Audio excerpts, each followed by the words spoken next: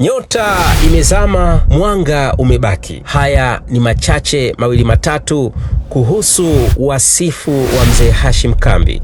Hii ni Safanki TV. Jina langu naitwa Ali Katalambula. Kuna watu huondoka lakini hawaondoki ndani ya kumbukumbu. Wanaacha kitu kisichoonekana kwa macho lakini kinachohisiwa kwa moyo. Miongoni mwao ni mzee Hashim Kambi. Leo hatuzungumzii tu kuhusu maisha yake, tunagusa athari yake. Hatukumbuki tu jina lake, tunahifadhi hadithi yake. Alizaliwa Oktoba 21 mwaka 1956 ndani ya ardhi ya Tanzania. Alitoka katika familia yenye maadili, heshima na nidhamu. Akalelewa katika misingi ya utu na unyenyekevu. Hakupenda kujitangaza, na pengine ndio maana hata taarifa nyingi zake binafsi kama elimu yake ya kina au kabila lake zilibaki kuwa siri ya heshima. Aliishi kwa vitendo, sio kwa maneno mengi. Kabla ya kamera kumtambua, aliwahi kuishi ndoto ya mpira wa miguu. Alihusishwa na klabu ya Young African ambapo alijifunza nidhamu, ushindi na moyo wa kujitoa.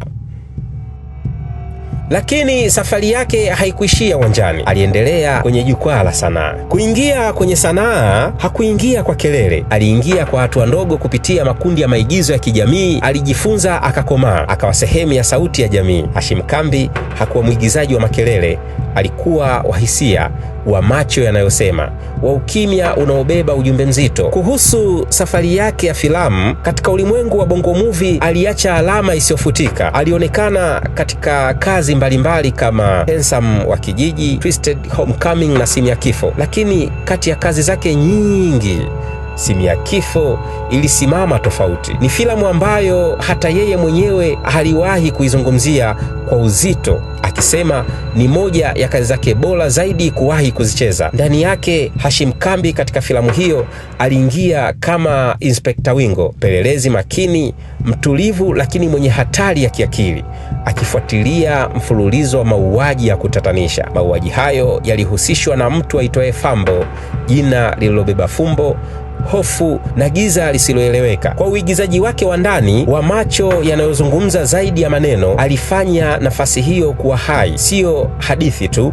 bali tukio linalopumua. Ingawa sikupata mwaka rasmi wa kutolewa kwa filamu hiyo, athari yake bado inaishi ndani ya watazamaji. Maisha binafsi mbali na sanaa, Hashim Kambi alikuwa baba, alikuwa mlezi, alikuwa nguzo ya familia.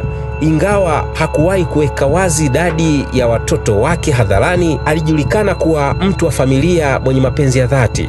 Alipenda utulivu, alipenda maisha ya kawaida, alijua namna ya kutenganisha umaarufu na faragha. Aprili 27 mwaka 2026, siku ambayo ukimya ulizungumza zaidi kuliko sauti, Hashim Kambi alifariki dunia. Ikielezwa kuwa ni kutokana na changamoto za kiafya ikiwemo presha. Hakukuwa na kelele, hakukuwa na maigizo. Aliondoka kama alivyoishi, kwa utulivu, kwa heshima, kwa ujumbe mzito.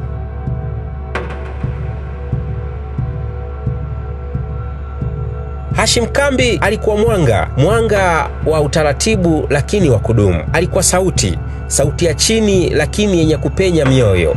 Alikuwa mwigizaji lakini zaidi ya yote alikuwa uhalisia. Ameondoka lakini ameacha historia isiyofutika. Ameacha alama isiyopotea. Ameacha jina lisilonyamaza. Hashim Kambi sio jina tu, ni somo. Hashim Kambi sio msanii tu, ni urithi. Mwili umeondoka lakini sanaa imebaki. Kwa niaba ya Safanki TV tunatoa pole kwa wafiwa, familia na wadau wote wa sanaa. Tunasema pumzika kwa amani Hashim Kambi. Hakika hii ni njia yetu moja. Jina langu naitwa Ali Katalambula.